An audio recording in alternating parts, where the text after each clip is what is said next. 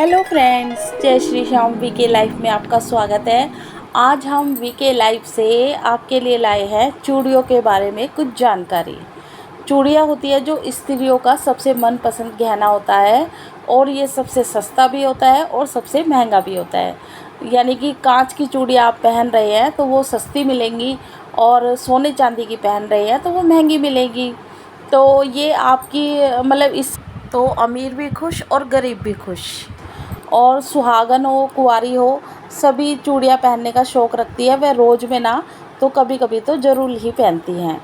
तो इसमें चूड़ियाँ पहनती है, लेकिन उसमें कुछ नियम भी होते हैं जो हमारे शास्त्रों में या हमारे पूर्वजों के द्वारा कहे गए हैं। जैसे कि सोने व चांदी के जो कंगन होते हैं, तो आपने कभी कभी देखा होगा कि कामकाजी जो महिलाएं होती हैं वह एक हाथ में घड़ी पहन लेती हैं और एक हाथ में सिर्फ सोने का एक कंगन डाल लेती हैं। सोने का कहिए या आर्टिफिशियल कहिए वो डाल लेती हैं। तो वैसे आप पहन सकते हैं भाई, ऑफिस की भी कुछ डिमांड होती है, लेकिन कहा जाता है कि खाली कंगन पहनने की जगह आप उसके साथ 2-4 कांच की चूड़ियाँ अवश्य डाल लें। अगर आप 2 चूड़ी भी कांच की डाल लेंगे तो वो सही हो जाता है। तो इसलिए कोशिश कीजिए कि जो सोने की चूड़ी या आर्टिफिशियल कड़े वगैरह होते हैं तो वह खाली ना पहने। और इसके बाद दूसरे नंबर पर जो हमारी चूड़ियाँ होती हैं, आपने देखा होगा कि जब भी हम डिब्बी लाते हैं तो उसमें 24 चूड़ियाँ आती हैं। तो हम क्या करते हैं, मोस्टली 12-12 एक इस हाथ में डाल ली, एक उस हाथ में। लेकिन कहा जाता है कि एक हाथ में हमें कम चूड़ी पहननी चाहिए और एक हाथ में हमें ज़्यादा चूड़ी पहननी चाहिए। तो वो ऐसा इसलिए कहा जाता है कि माना जाता है कि एक हाथ पियर का होता है और एक हाथ ससुराल की तरफ से होता है।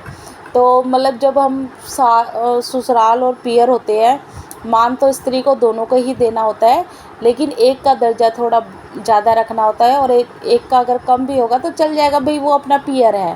कि कहते हैं ना, अभी एक बार को जैसे हमारे पियर वाले आते हैं तो हम उनकी एक बार को थोड़ी कम अवगत भी कर देंगे तो वो समझेंगे कि हाँ, ये हमारी बेटी का ससुराल है। और अगर हमारी मेहमान नवाजी में कुछ अगर कमी भी हो गई तो कोई बात नहीं, लेकिन जब ससुराल की तरफ से कोई आता है तो उसका पहले हमें और ज़्यादा मान रखना होता है।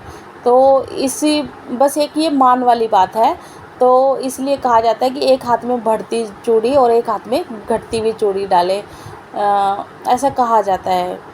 अब इसके बाद तीसरी ये होती है कि कभी भी है ना, जो हमें टूटी हुई चूड़ियाँ या चटकी हुई चूड़ी होती है जो वो नहीं पहननी चाहिए।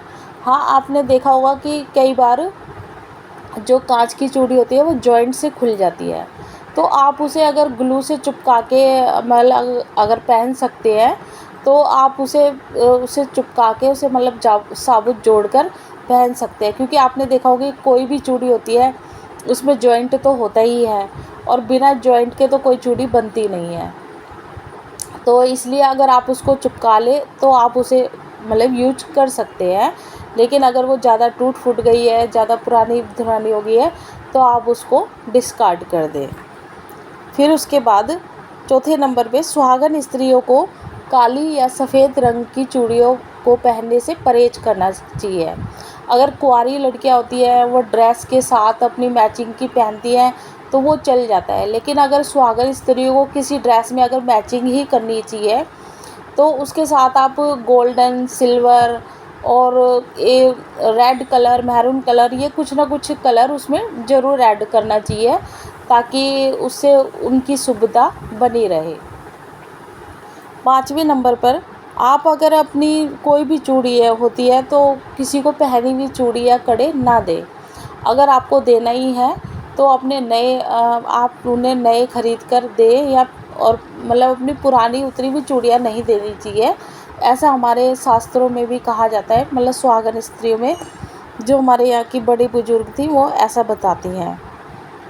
छठी जानकारी, सुहागन स्त्रियों को हाथ कभी भी खाली नहीं रखना चाहिए।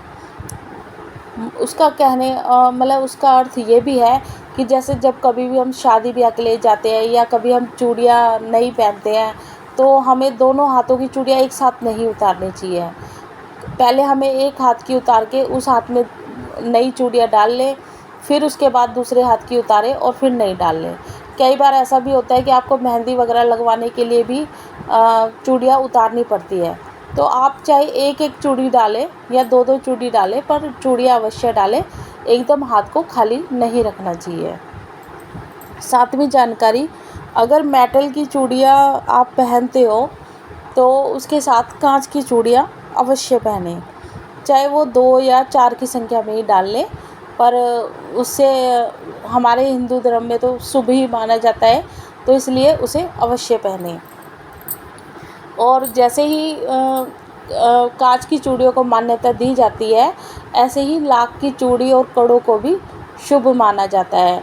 तो इसकी भी काफ़ी लोगों में धारणा ये होती है, मतलब काफ़ी लोगों में रिवाज होता है कि उनके में लाख नहीं पहना जाता, कईयों में कांच नहीं पहना जाता, तो वो उसके अकॉर्डिंग अपनी प्रथा के अनुसार वह कार्य कर सकते हैं। और हमें एक बात का और ध्यान रखना चाहिए कि 8वें नंबर पर कि जैसे हम चूड़ियाँ ख़रीद रहे हैं, तो हमें कोशिश करनी चाहिए वो सॉफ्ट बार में ही ख़रीदनी चाहिए। कोशिश करें कि ज़्यादा से ज़्यादा आप जब भी चूड़ी ख़रीदने हो तो शुक्रवार के दिन ख़रीदें, और अगर हो सके तो बाकी दिन भी ख़रीद सकते हैं, बुधवार है, सोमवार है, इतवार है, उसको भी ख़रीद सकते हैं, लेकिन कोशिश करें कि मंगल, शनि, वीर इन बार को आप अवॉइड करें। फिर अगर 9वें नंबर पर आपको ये जानकारी देना चाहती हूँ कि जैसे हम रेगुलर चूड़ियाँ पहनते हैं, तो रेगुलर में हमें मजबूत और पक्के मीने वाली चूड़ियाँ पहननी चाहिए, जिनका कलर भी जल्दी ना निकले और वो टूटे भी जल्दी ना। तो क्योंकि जब हम खाना वगैरह बनाते हैं, अगर हम कच्ची चूड़ियाँ पहनेंगे, मान लीजिए आप सब्ज़ी वगैरह बना रहे हैं और आपकी कांच की चूड़ी अचानक से टूट गई, तो हो सकता है वो कांच है जो टूटकर आपके खाने में गिर जाए, तो उससे होगा क्या, हमें सारा खाना है जो फेंकना पड़ेगा। तो इससे तो अच्छा आप ये रेगुलर में पक्की मीने वाली चूड़ियाँ पहने, और साथ ही उसमें अगर हम कंगन मतलब एक आधा कड़ा डाल लेते हैं ना, एक कड़ा आगे एक कड़ा पीछे, तो उससे क्या होता है कि हमारी जो चूड़ियाँ होती है लॉन्ग टाइम अच्छी चलती है और उससे सेफ्टी हो जाती है, चाहे फिर हम कपड़े धोए, बर्तन मांजे या खाना बनाएं। हमारी चूड़ियाँ आप देखिएगा, आप खुद भी प्रैक्टिस मतलब ये करके देखिएगा कि अगर आप जैसे रेगुलर में पक्के मीने वाली चूड़ियाँ पहनते हैं और साथ में उसमें कड़े डालते हैं आगे पीछे, तो चूड़ियों की लाइफ है जो बढ़ जाती है। और जब हमारी चूड़ियों की लाइफ बढ़ती है, डेफिनेटली है कि मन प्रसन्न ही रहेगा, और आए दिन चूड़ियाँ टूटेंगी तो खर्चा भी बढ़ता है और वो शुभ भी नहीं होता। और जब हम शादी ब्याह में पहनते हैं तो आजकल पक्की चूड़ियाँ तो आती नहीं है, सब मोस्टली ज़्यादातर कच्ची आती है। तो मोस्टली वो क्या होता है, हम शादी में जाते हैं और पहनकर आके उतार के रख देते हैं, तो उनके लिए वही बेनिफिट रहता है, क्योंकि वो चूड़ियाँ रेगुलर में नहीं चलती। और 10वें नंबर पे अगर आप जैसे कईयों में होता है ना कि चूड़ा पहनते हैं, तो चूड़े सस्ते भी आते हैं, महंगे भी आते हैं, लाख के चूड़े भी आते हैं और हाथी दाँत के, प्लास्टिक के, सब तरह के चूड़े आते हैं। तो कोशिश कीजिएगा, अगर आपको जैसे लंबे टाइम तक पहनना है तो आप अच्छा वाला चूड़ा लाएं, ताकि जिसमें से, क्योंकि अगर लंबे टाइम पहनना है तो नेचुरल हमें खाना वगैरह तो बनाना ही पड़ेगा ससुराल में, तो जब खाना वगैरह बनाना पड़ेगा तो हमारे चूड़े अच्छे होंगे तभी तो। क्योंकि कई बार ऐसा होता है कि हम सस्ते चूड़े वगैरह पहन लेते हैं और वो भी इतने लंबे टाइम तक, तो उसमें से नग झड़ने लगते हैं, और वो झड़ते झड़ते कई बार ऐसा होता है खाने में भी गिर जाते हैं, और ख़ुद मेरे साथ भी ऐसा ही हुआ है। तो और इत्तेफाक से देखिए वो नग मेरे ही खाने में निकला था, तो इसलिए इस बात को मेरे को ज़्यादा पता है, मतलब एक प्रूफ हो गया एक तरह का। तो इसलिए कोशिश कीजिएगा कि जब भी आप कंगन लें, लाख के लें या हाथी दाँत के या प्लास्टिक के, कैसे भी लें, तो पहली बार तो ये चूड़े वगैरह हमारे किसी में ज़्यादा टाइम तक पहने जाते हैं और वैसे कम शॉर्ट टाइम के लिए। तो अच्छे मीने वाले मतलब नग वाले लें, ताकि आप खाना बनाते टाइम सेफ्टी रहे। तो ये चूड़ियों से कुछ जुड़ी हुई जानकारियाँ थी।